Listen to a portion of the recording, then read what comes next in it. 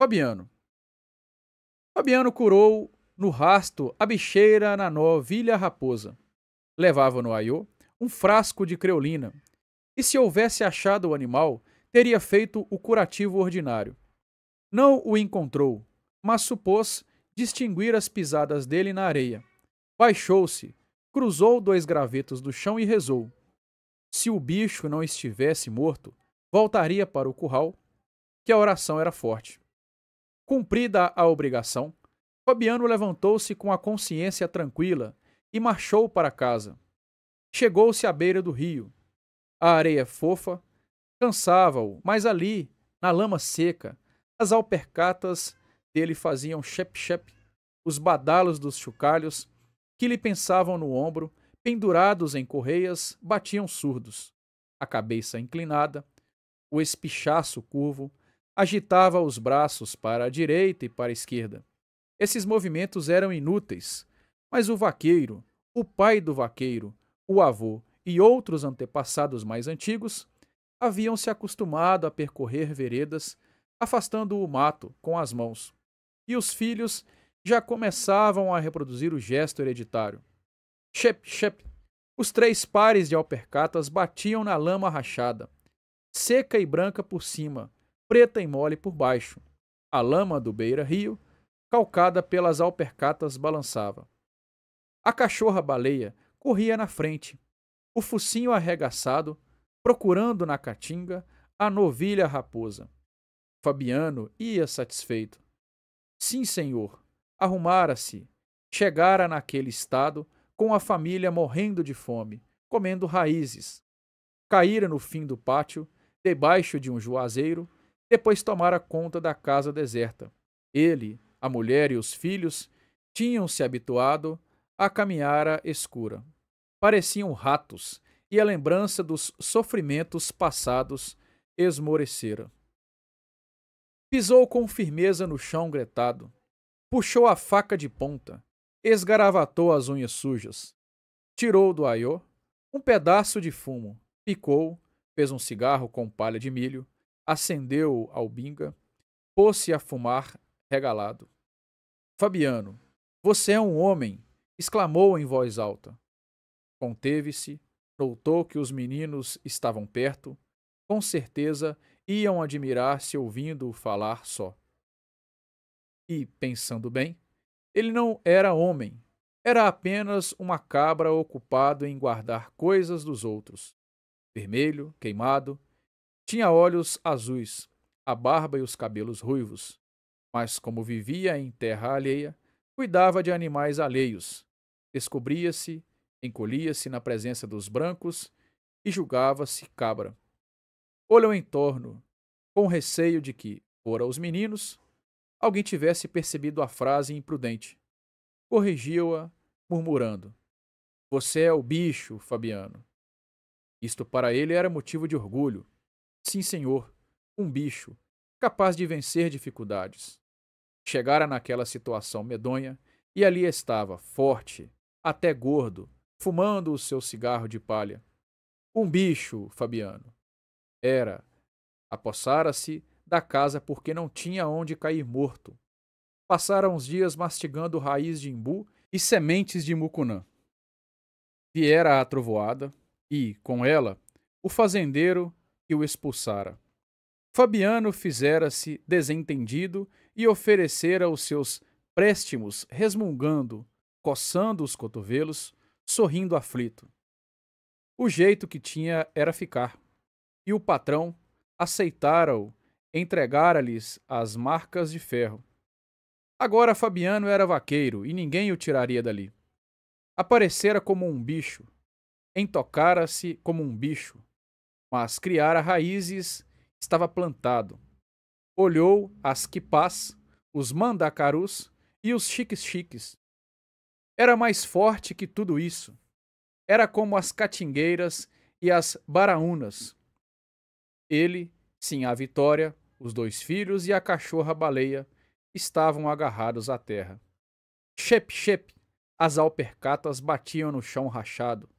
O corpo do vaqueiro derreava-se, as pernas faziam dois arcos, Os braços moviam-se desengonçados. Parecia um macaco. Entristeceu. Considerar-se plantado em terra alheia. Engano. A sina dele era correr mundo a andar para cima e para baixo, à toa, como um judeu errante. Um vagabundo empurrado pela seca.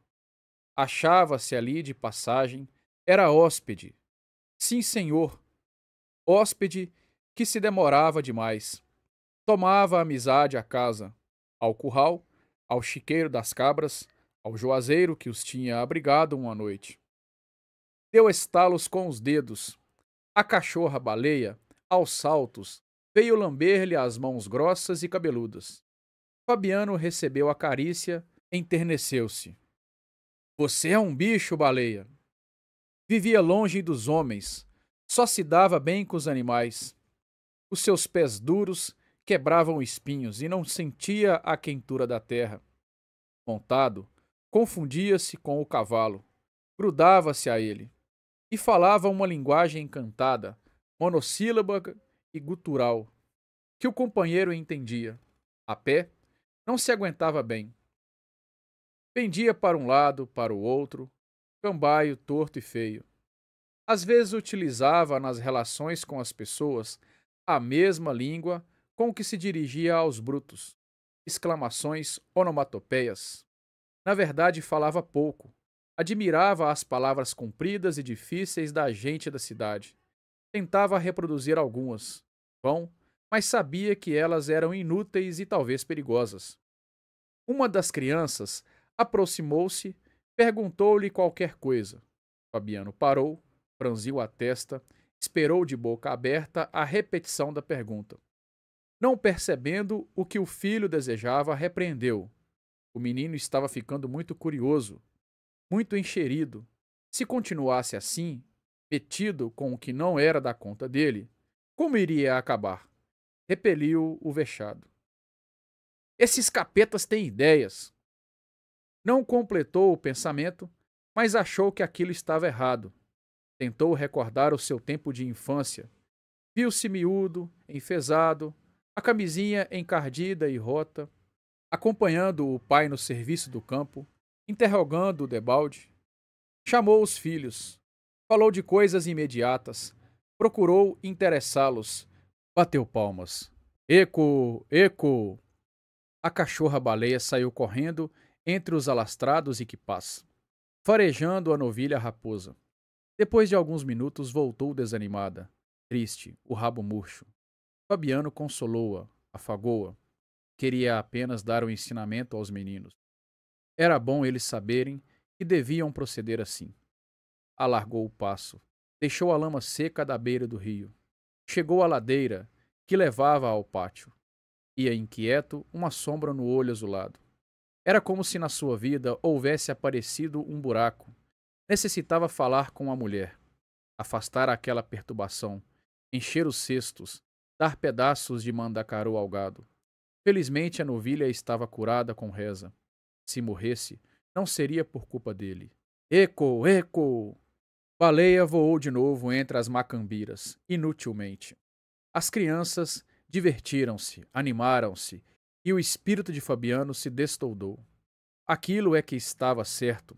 Baleia não podia achar a novilha num barco de Mancabira. Mas era conveniente que os meninos se acostumassem ao exercício fácil, bater palmas, expandir-se em gritaria, seguido os movimentos do animal. A cachorra tornou a voltar, a língua pendurada, arquejando. Fabiano tomou a frente do grupo, satisfeito com a lição, pensando na égua que ia montar. Uma égua que não fora ferrada nem levara sela. Haveria na caatinga um barulho medonho. Agora que queria entender-se com sinhá Vitória a respeito da educação dos pequenos. Certamente ela não era culpada. Entregue aos arranjos da casa, regando os craveiros e as panelas de losna, descendo ao bebedouro com o pote vazio e regressando com o pote cheio, deixava os filhos soltos no barreiro, enlameados como porcos. E eles estavam perguntadores, insuportáveis. Fabiano dava-se bem com a ignorância. Tinha o direito de saber? Tinha? Não tinha. Está aí. Se aprendesse qualquer coisa, necessitaria aprender mais, e nunca ficaria satisfeito. Lembrou-se de seu Tomás da Banlodeira. Dos homens do sertão, o mais arrasado era seu Tomás da Banlodeira. Por quê? Só se era porque lia demais. Ele, Fabiano, muitas vezes dissera: Seu Tomás, vosmecê não regula, para que tanto papel? Quando a desgraça chegar, seu Tomás se estrepa igualzinho aos outros. Pois viera a seca, e o pobre do velho, tão bom e tão lido, perdera tudo, andava por aí mole.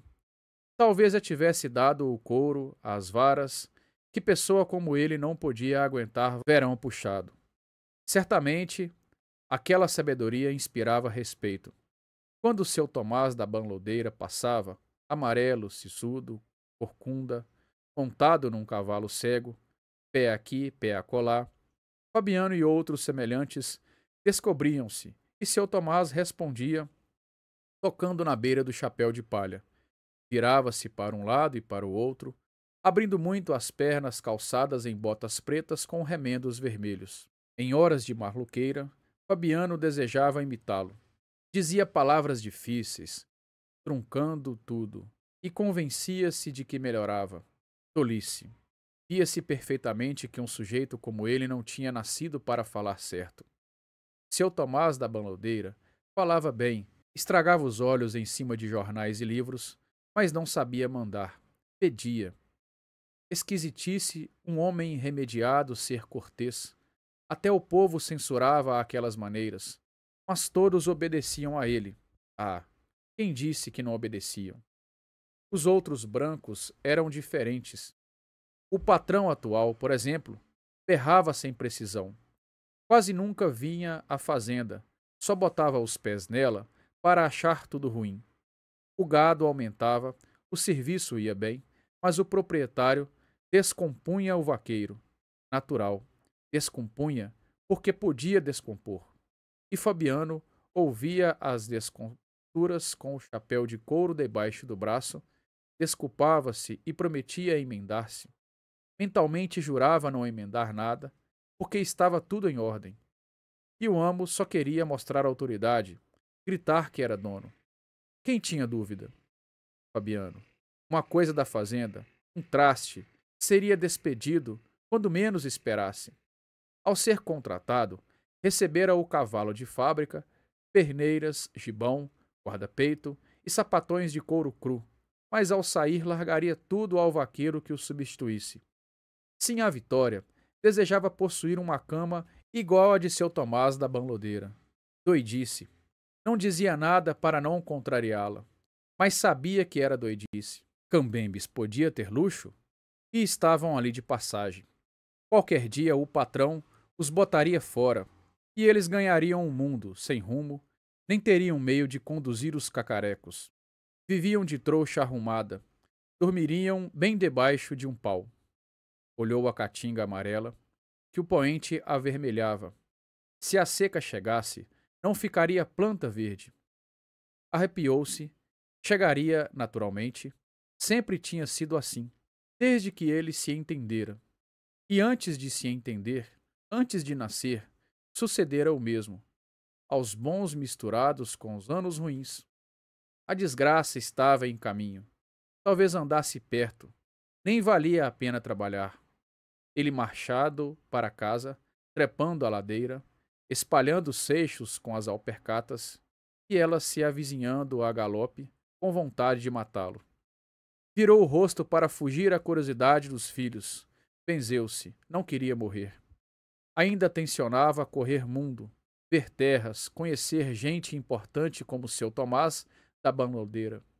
Era uma sorte ruim, mas Fabiano desejava brigar com ela, sentir-se força para brigar com ela e vencê-la. Não queria morrer. Estava escondido do mato como tatu, duro, lerdo como tatu.